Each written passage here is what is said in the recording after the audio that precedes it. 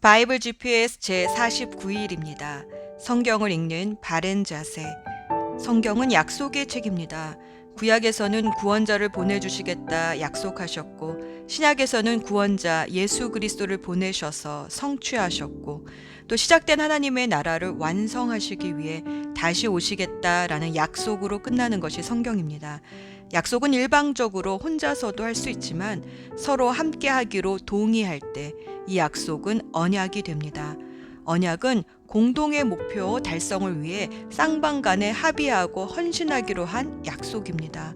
하나님은 하늘들과 땅을 창조하시고 땅의 영역을 아담에게 맡기셨습니다. 생육하고 번성하고 충만하고 정복하고 다스릴 수 있도록 복을 주셨습니다.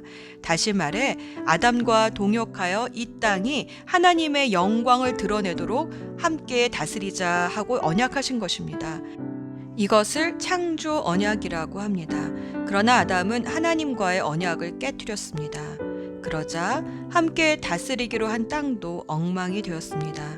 그래서 하나님은 홍수로 다시 리셋 버튼을 누르실 수밖에 없었습니다. 그리고 노아를 부르셔서 다시 언약을 맺으셨는데 내용은 이 땅을 다시 저주하거나 생물을 없애는 심판을 하시지 않겠다는 일명 땅 보존의 언약을 온 인류를 대표하는 노아와 맺으셨습니다. 하나님은 또 아브라함을 부르셔서 열방의 복이 되는 큰 민족을 이루시겠다는 언약을 맺으시고, 모세와는 시내산 언약을 통해 제사장 나라로 삼으시겠다라는 언약을 맺으셨습니다. 다윗과는 이 나라를 다스리는 영원한 왕을 보내시겠다라는 언약을 맺으셨습니다. 노아, 아브라함, 모세, 다윗과 맺으신 언약은 창조 언약 이후 타락한 인류를 구속하기 위해 맺으신 언약이라 하여 구속 언약이라고도 부릅니다. 그러나 이 언약은 하나님만 신실하게 지키셨습니다. 하나님은 예레미야 31장 32절에서 내가 이스라엘의 남편이 되어 주었지만 이스라엘이 그 언약을 깨뜨렸다라고 말씀하십니다. 죄와 타락으로 온 땅이 또 몸살을 앓게 되었습니다. 땅이 안식하지 못하고 더러워졌습니다. 그러나 사람은 신실하지 않아도 하나님은 신실하십니다. 하나님은 이번에는 독생자 예수님을 이 땅에 보내셨습니다. 예수님은 100% 사람이자 또 100% 하나님이십니다. 무엇보다 예수님은 신실하십니다. 예수님은 하나님과의 약속을 지키지 못한 인류의 모든 죄값을 다 치르시고 새 언약서에 당신의 피로 사인하셨습니다. 누구든지 그리스도 예수 안에 있으면 다시 하나님과 동역할 수 있게 됩니다. 예수님은 성령님을 보내주셔서 우리에게 소원도 주시고 그 소원을 행할 수 있는 능력도 주시면서 혹시 우리가 실패할 때마다 언약서에 사인되어 있는 예수님의 보혈로 우리를 다시 일으켜 주십니다. 이 언약은 은혜의 언약이요 또한 영원한 언약이기 때문입니다. 사도 바울은 고린도후서 3장 6절에서 성도를 새 언약의 일꾼이라 불렀습니다. 우리가 예수 그리스도 이름으로 사인한 이 언약서의 내용들이 무엇인지 오늘도 기대하는 마음으로 성경을 읽어봅시다. 오늘의 여정. 예루살렘은 바벨론 군대에 의해 포위되어 멸망을 눈앞에 보고 있습니다. 이 시기에 시드기야 왕과 예레미야의 사역, 또 바벨론에서 선지자로 부름받은 제사장 에스겔을 읽어봅니다. 에스겔 선지자는 BC 597년 제2차 포로로 여호야긴 왕 등과 함께 10,000여 명이 넘는 유다 백성들과 바벨론의 포로로 끌려왔습니다. 그가 끌려온 지 5년째 되던 어느 날 그발 강가에서 그에게 하나님의 영이 임하여 바벨론의 포로로 잡혀와 있는 유다 백성들을 위한 선지자로 부르심을 받습니다. 그때 그의 나이는 30이었는데 제사장의 공식 업무를 시작할 수 있는 나이가 30입니다. 그가 본 환상은 지성소에서 언약궤 위에 모형으로 만들어 놓았던 그룹들의 모습을 실제로 보는 것 같은 환상이었습니다. 즉 하나님의 성소가 예루살렘을 떠나 바벨론 그발 강가에 있는 유다 백성들에게 임한 것입니다. 한편 예루살렘에서는 예레미야가 여전히 많은 핍박을 받으며 하나님의 말씀을 전합니다. 예레미야는 바벨론에 항복하는 것이 하나님의 뜻이다라고 예언했다가 친애굽파 유대인들의 미움을 받아 근위대 뜰 안에 있는 웅덩이에 빠져 목숨을 잃을 뻔합니다.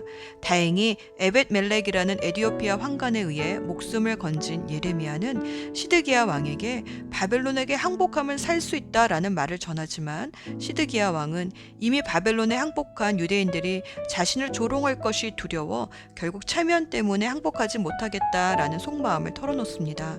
그리고 자신의 이런 마음을 발설하면 죽이겠다라고 협박도 합니다. 결국 역사가 다 알려줄 것을 시드기야 왕은 당장의 체면 때문에 유다 백성들을 더 큰 고통에 빠뜨리고 자신도 비참한 최후를 맞게 됩니다. 하나님은 막상 심판 전까지는 경고하고 책망하시다가 막상 심판이 닥치면 그때부터는 위로하십니다. 어쩔 수 없는 아버지의 사랑입니다. 자녀에게 이 길은 악하고 위험한 길이야. 이 길로 가면 아빠가 혼내줄 거다. 그렇게 야단을 치다가도 결국 자녀가 위험에 빠지면 달려가 감싸안고 끝이 아니다. 괜찮아질 거다. 라고 위로해 주시는 아버지처럼 하나님은 이제 고칠 수 없는 병에 걸린 유다 백성을 향해 너희가 시내산 언약을 깨뜨렸으니 다시 새 언약을 주시겠다 위로하십니다. 죄와 허물을 기억하지 않으시겠다 격려하십니다. 그리고 자녀들을 고향에 돌아와 성전을 짓게 하겠다. 하나님을 예배하는 백성이 되게 하겠다 약속해 주십니다. 예수 전망대 예레미야 23장 5에서 6절 말씀. 내가 다윗에게서 의로운 가지가 하나 돋아나게 할 그날이 오고 있다. 나 주의 말이다. 그는 왕이 되어 슬기롭게 통치하면서 세상에 공평과 정의를 실현할 것이다.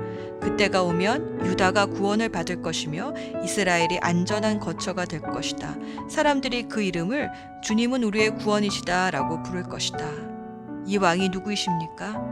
바로 예수 그리스도이십니다.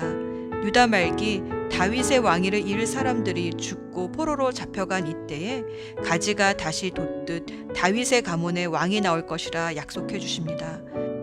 유다 백성이 바벨론 포로가 되어 끌려간 것은 레위기 26장 33절에서도 이미 경고하셨듯이 하나님과의 언약을 지키지 않았기 때문입니다.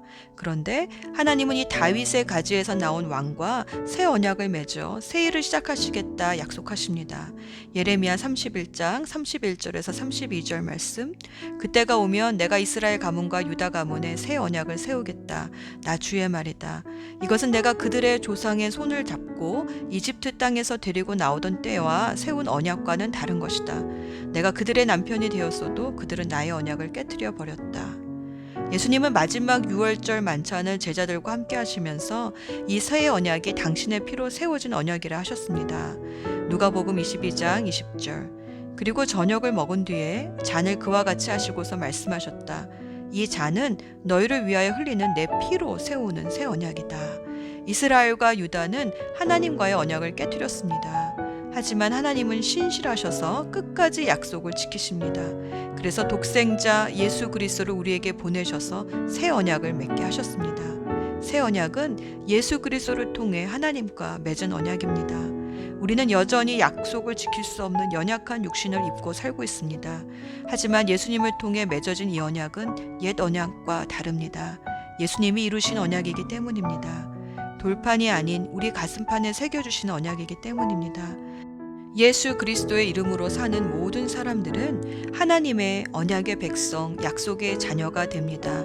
이 새 언약은 어떤 것으로도 깨지지 않습니다. 예수님이 이루셨고 이루시고 이루실 것이기 때문입니다. 기도합시다. 약속하시고 그 약속을 이루시는 신실하신 하나님, 우리는 신실하지 못하지만 하나님은 늘 우리에게 신실하십니다. 오늘도 성경을 읽으며 세상의 헛된 약속에 속지 아니하고 하나님의 신실한 약속을 믿는 약속의 자녀가 되게 하옵소서. 언약의 성취자가 되시는 예수 그리스도의 이름으로 기도합니다. 아멘.